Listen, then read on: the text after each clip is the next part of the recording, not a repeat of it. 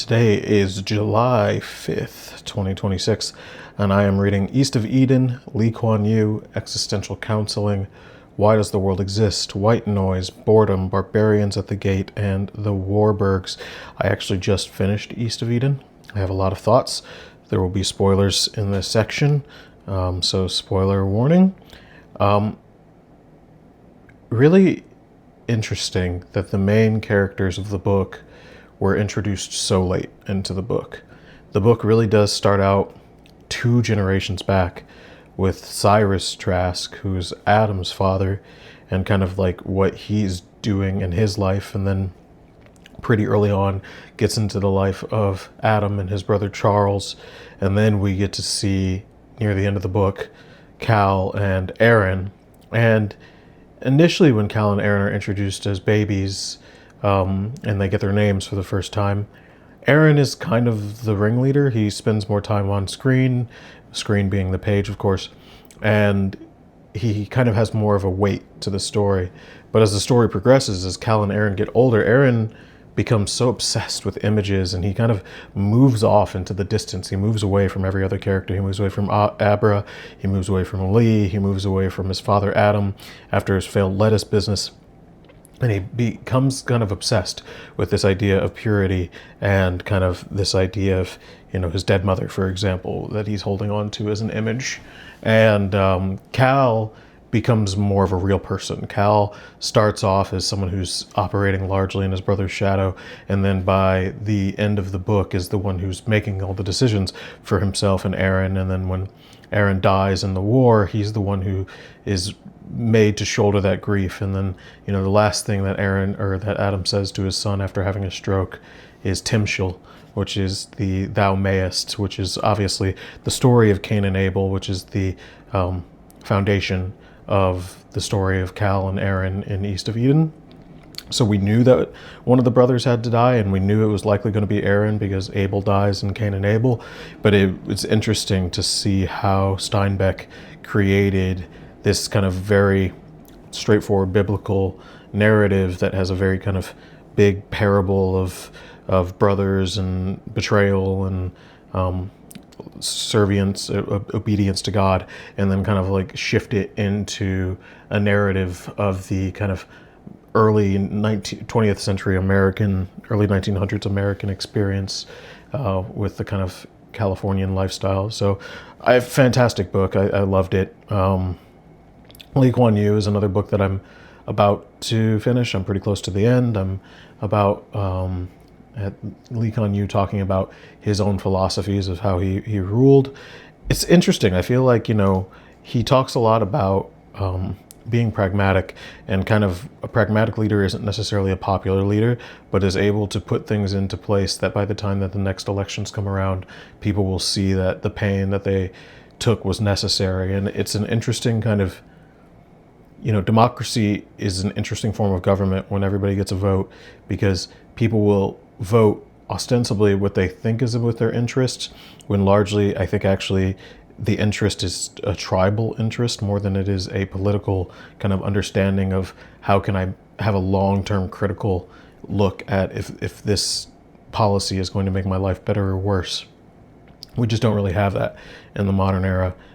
So being able to have that is something that Lee Kuan Yew looks for in global leaders. He looks for people who can understand that fact and understand that to be a leader doesn't necessarily mean to be constantly popular and always looking at popularity polls. It means to be doing things that the people will, and I like how he phrased this, a government's job is to use limited resources to add stability to people's lives. And I thought that was really interesting because he's a big fan of entrepreneurship. He's a big fan of people going out and learning new skills and bringing them back to their country. And I think that with the current state of America, for example, we're kind of losing on both fronts. Like the closest thing that people have to a true go at entrepreneurship these days is either to raise a bunch of venture capital for things that people put venture capital into, which is like really overhyped tech ideas from teenagers who just graduated from college, or to get famous on the internet for doing something stupid.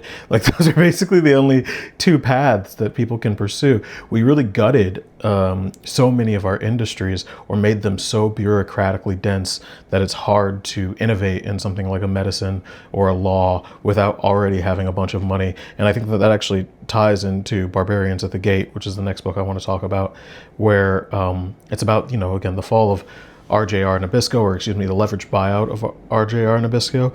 And I'm at the part in the book now that's discussing what the kind of like the shape of the leveraged buyout was going to look like.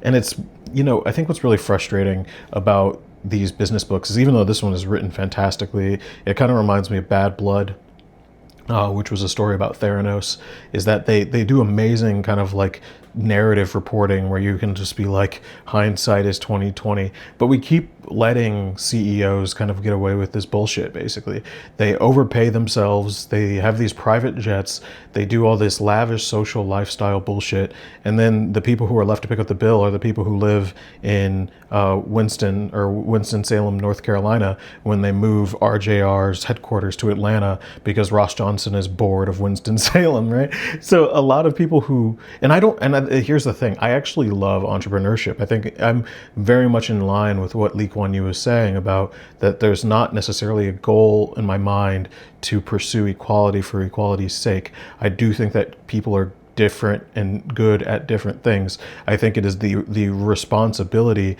of a private organization, and in a lot of ways there's probably a good argument to be made that one of the reasons that a revolt hasn't happened in a country that is so K-shaped like the United States economy is because of these private companies making our lives feel comfortable on credit, so you can buy the drinks that you want and the clothes that you want, and people are doing that on credit, and because they're doing it on credit, they don't really notice that their life isn't really going anywhere, and they're only making people richer and making themselves poorer.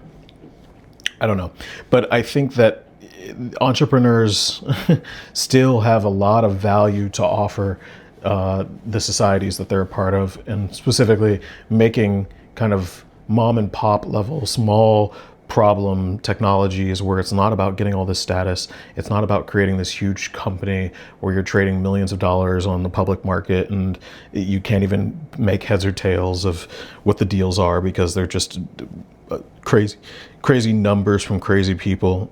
And, you end up in a situation with people like Ross Johnson from Nabisco and Barbarians at the Gate, where he's just kind of an asshole, right? Like he's not intentionally being an asshole. He's doing the things that he likes doing, which is playing golf with celebrities and like flying private jets everywhere. And then he's kind of like making this LBO and then thinking, at least partially to himself, that this is going to be a good deal for shareholders as well.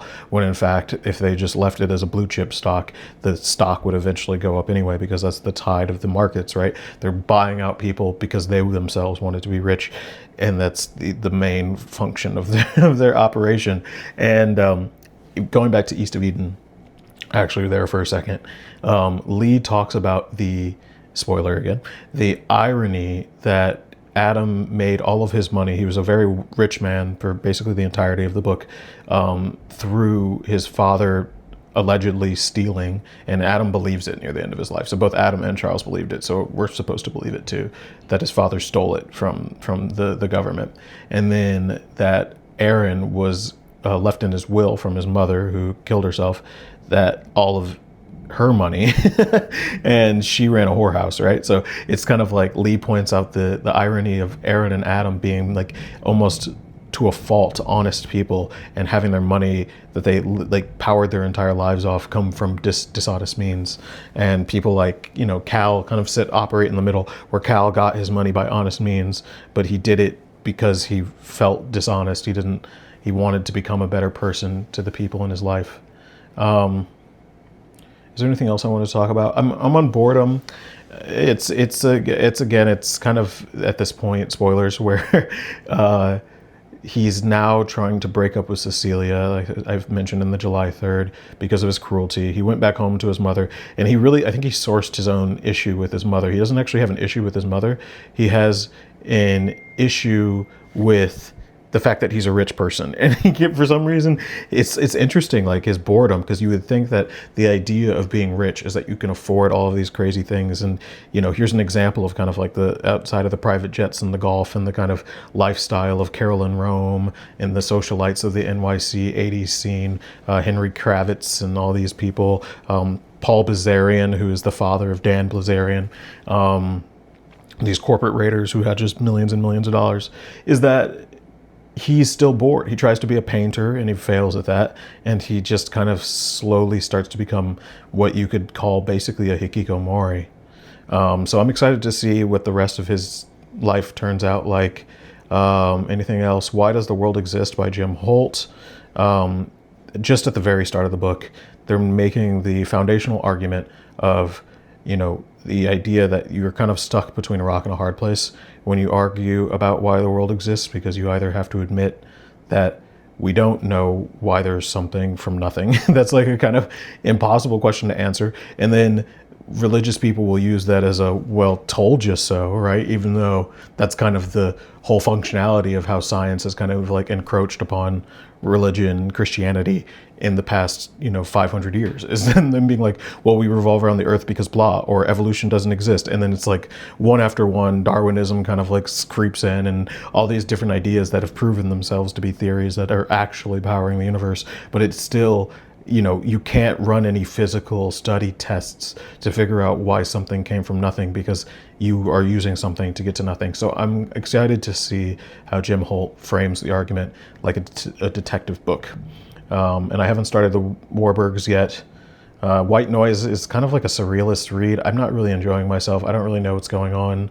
It's kind of like, I like that at the end of every chapter, it's almost describing a news story of how the world is falling apart. Spoiler alert. It's kind of like this, there's like something in the air and people are dying. And then this guy is like a professor of Hitler studies at a college. So anyway, have a good one.